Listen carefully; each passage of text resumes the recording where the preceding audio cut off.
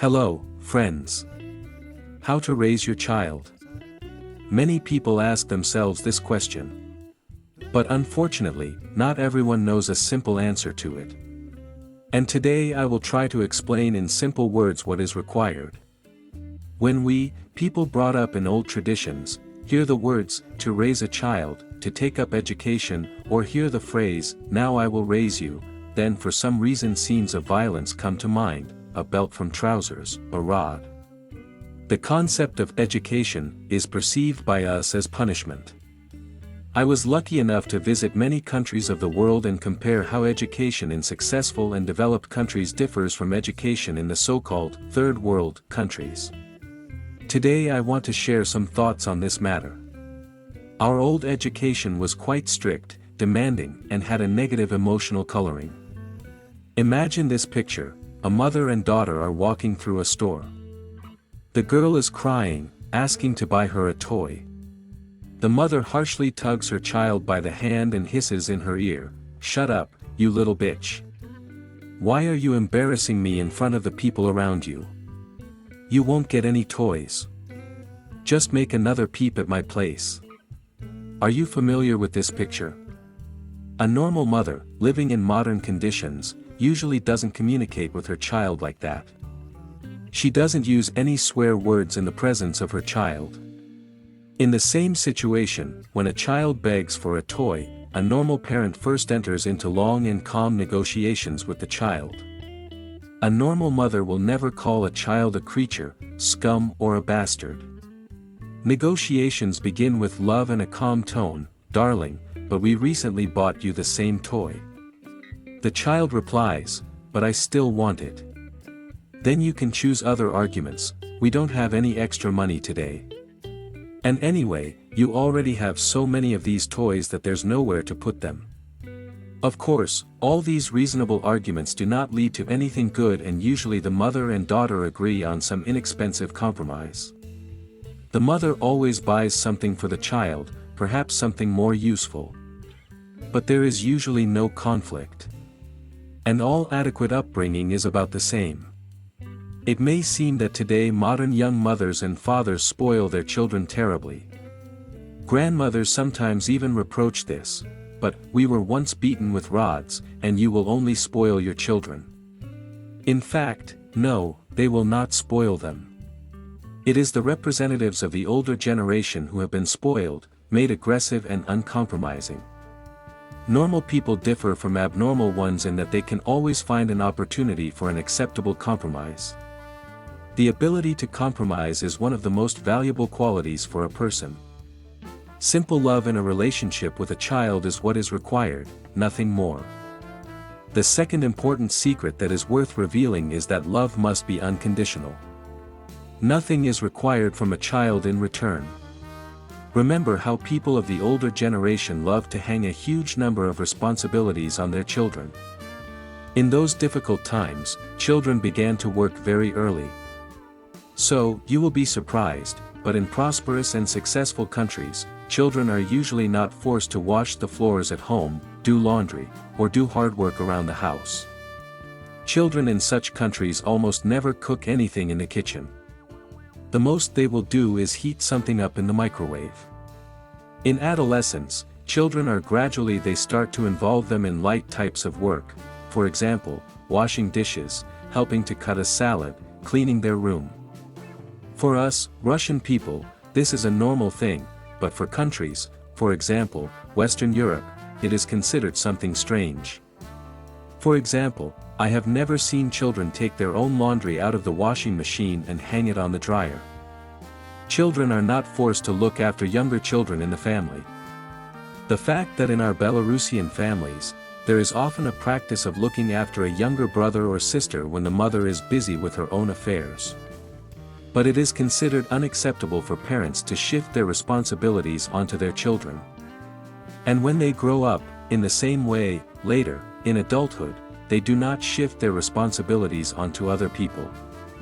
But the psychology in archaic collectivist societies is different. The way of thinking of a dependent, when everyone owes each other, is formed precisely from how a person was brought up in childhood. I often observe in public transport, on a bus or tram, how an elderly grandmother runs up to a sitting child or young person, grabs him by the shoulder and shouts, "Give me your seat. I'm elderly.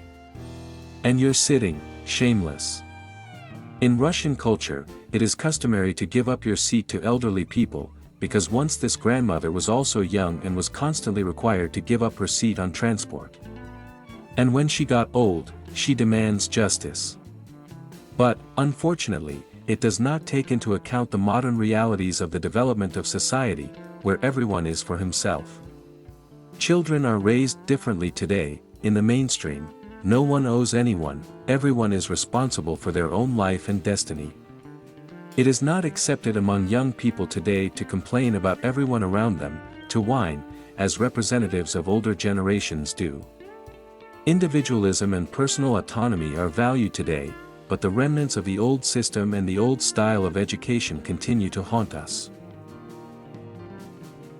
So, we must accept that modern children practically do not help their parents with housework. And parents themselves do not require this from them. It is simply not accepted, as an axiom, in a reasonable society to shift your responsibilities to other people, including children. Personal autonomy is valued. The only thing I have observed in developed capitalist countries is that children are sometimes asked to take out the trash, clean their room, maintain order, but only in their room, not in the whole house. Household issues are resolved by the parents or by hiring housekeepers. Unfortunately, there are families where there is a lot of shouting. Both parents at children, and children at parents. But by doing so they lower a kind of threshold of perception. In such families it is impossible to do without shouting. Naturally, in successful countries no one ever beats children. This is both a criminal offense and only causes hatred in children. Millions of broken human souls. Remember, aggression breeds only aggression. And one should not be surprised by the broken psyche of adults, when almost all of them were spanked in childhood by their parents. In a normal society, children understand from an early age that they should not be beaten and actively take advantage of this. But how to punish? In case of bad behavior, you will still have to punish. Answer: you can punish, for example, by depriving the child of a smartphone for several hours or by some other restrictions. The main thing is that the child understands the rules of the game, understands the conditions, and is warned in advance. Surprisingly, it is also impossible to say that children in developed and prosperous countries grow up spoiled or not hardworking. They grow up absolutely normal. As soon as adult and independent life begins, there is a need to learn everything, all the necessary skills appear. Children, as soon as they become adults, as soon as they have their own children, immediately acquire everything they need, and sometimes even surpass their parents. And in the same way, people then do not demand anything from their children. A child is brought up only by example. You can tell your child as many words as you like that smoking is harmful, but if you yourself smoke, then he or she will also most likely follow your example. Words mean nothing, only actions are important. If it is customary in a family to complain about the whole world, to blame everyone, to whine, then the child, when he or she grows up in that environment, will do the same. There is such a wise saying: there are no bad children, there are bad adults. And this is really true. If a child has some kind of conflict at school, for example, with a teacher or with classmates, a modern parent will always take the side of his or her child. He or she will go and find out how and what could have happened that my best and most beloved son or daughter ended up involved in the conflict. The correct psychological attitude on the part of the family is to try to build a trusting relationship with the child and always take his side, and not punish, not take the side of the school and the teacher. In extreme cases, it is worth asking the child to endure this teacher with whom the conflict occurred. Moral support from the family is an important psychological aspect of education. Now, school teachers of the old school and the old school, hearing this, will be indignant. How can you advise such a thing? They have spoiled the children. Of course, it would be more convenient for them in their work if any comments or bad grades led to inevitable punishment at home.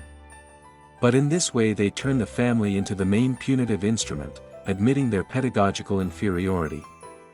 For a child, the family is a source of unconditional love, support, and not an additional tool for manipulation. Modern, reasonable teachers understand this perfectly well and do not demand such repression from the parents of their students, but solve current problems with other methods. So, the most reliable method of education is a positive personal example and boundless love. If you want your child to become well-mannered, hardworking, successful or rich, then become the same yourself. Unfortunately, we do not like to start with ourselves. These are my thoughts, friends. Thank you for your attention and see you soon.